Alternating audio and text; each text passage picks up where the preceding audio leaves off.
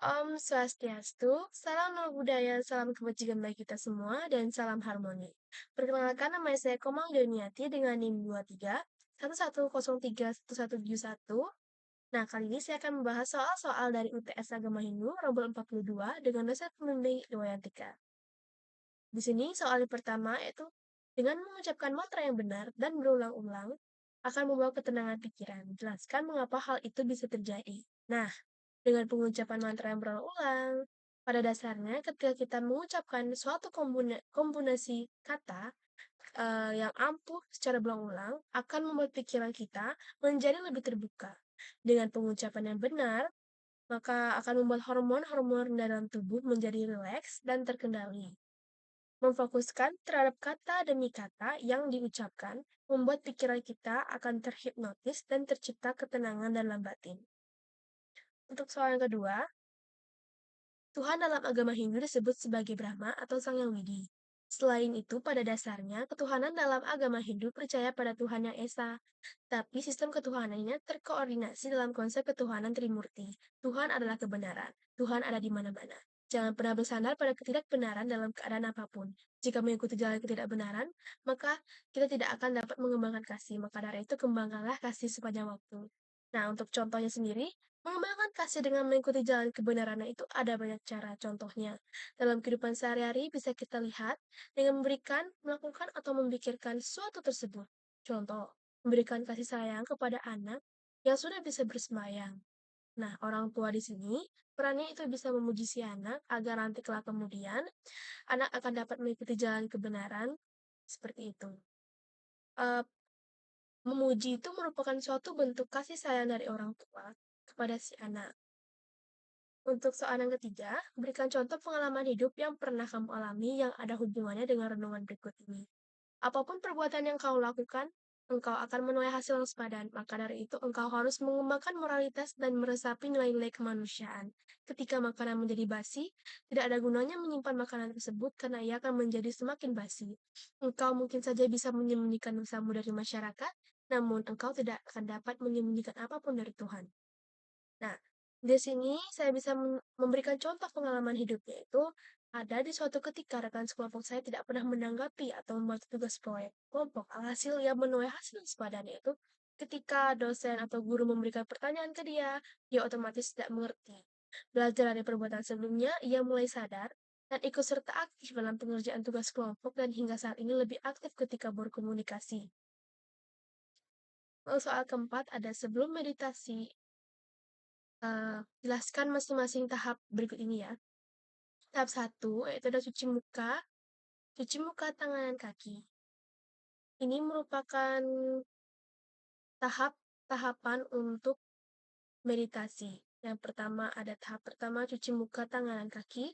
Tahap kedua, duduk menggunakan alas, bisa tikar, selimut, atau kain dengan posisi punggung tegak lurus dan tangan diletakkan di pangkuan dalam posisi rileks. Tahap 3, pejamkan mata dan tenangkan pikiran selama beberapa detik, lalu ucapkan mantra Om Burbaswa. Ucapkan dengan suara lambat serta santai sebanyak 5 kali, bertujuan untuk membersihkan lapisan pikiran. Tahap keempat, setelah itu tarik dan keluarkan nafas secara alami dari kedua lubang hidung, itu teknik pranayama. Tahap kelima, setelah pikiran tenang, berikutnya adalah arahkan konsentrasi pada titik, dimulai dari ubun-ubun sampai menjalar ke titik-titik selanjutnya, dan dengan tetap mengucapkan mantra Gayatri.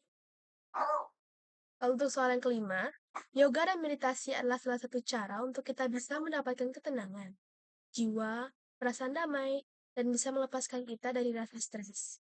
Yoga dan meditasi bisa dilakukan oleh semua agama, bukan cuma untuk pemeluk agama Hindu. Karena sebenarnya, yang dilakukan pada saat kita melakukan meditasi yoga adalah menenangkan pikiran, memasukkan pikiran, dan pengaturan nafas. Jadi soalnya di sini jelaskan mengapa yoga asanas penting untuk meditasi. Nah, jenis yoga asanas biasanya banyak digunakan untuk meditasi yoga. Yoga asanas ini dianggap penting karena dalam pelaksanaannya, yoga asanas memiliki fungsi untuk mengurangi racun serta membantu pemulihan saat sedang melakukannya. Serta yoga asana sangat penting untuk meditasi. Karena latihan yoga memungkinkan kita untuk fokus pada nafas dan gerakan tubuhan dan juga dapat memfokuskan pikiran kita akan sesuatu atau hal yang lainnya. Jadi, kebanyakan yoga asanas dipilih untuk meditasi karena yoga asana sendiri sangat ampuh dalam tahapan meditasi. Untuk soal yang keenam, jelaskan hubungan antara yoga surya namaskara dengan pranayama. Berikan contoh pranayama yang cocok untuk asanas tersebut untuk badan dan pikiran. Gambarkan rangkaian yoga surya namaskara yang ada. Untuk yang pertama, yoga surya namaskara merupakan gerakan yoga yang dilakukan secara mengalir dan dilakukan dengan menggunakan teknik bernafas yang benar atau pranayama. Teknik pranayama yang menurut saya cocok digunakan yaitu teknik Uddiyana Bandha. Adalah teknik menarik nafas, kemudian ditahan dan dihembuskan. Seperti saatnya kita menafas, atau teknik ini biasanya dilakukan untuk yoga asanas meditasi. Berikut rangkaian gerakan yoga surya namaskara. Yang pertama, saya kita lihat gambarnya, yaitu pranamasama atau pose berdoa. Jadi posisi kaki rapat, badan berdiri, dan tangan di dada. Ini adalah pose awal dari yoga surya namaskara. Yang kedua ada hasta uttanasana, mengangkat kedua tangan. Lalu yang ketiga ada pada hastasana, yaitu tangan menyentuh kaki bila perlu, jika bisa itu kepala menyentuh atau mencium lutut. Nah, yang keempat ada aswa sancalasana, yaitu posisi atau pose berkuda. Jadi kepala menunggak ke atas dan satu kaki ditaruh ke belakang. Yang kelima ada parvatasana, yaitu pose gunung. Yang keenam ada astanga namaskara, yaitu pose memberi salam dengan 8 bagian. Yang ketujuh ada bhujangasana, pose kobra. Lalu yang kedelapan ada parvatasana, pose gunung kembali. Yang kesembilan ada aswa sancalasana, pose berkuda. Yang kesepuluh ada padahastana, pose menyentuh kaki. Yang ke-11 ada hasta uttasana, dan yang ke-12 pranama sama. Jadi pose 8, 9, 10, 11, 12 ini posenya diulang lagi. Nah, sedangkan yoga surya namaskara ini adalah yoga yang memuja, yoga yang yoga yang dibentuk untuk memuja dewa surya atau dewa matahari.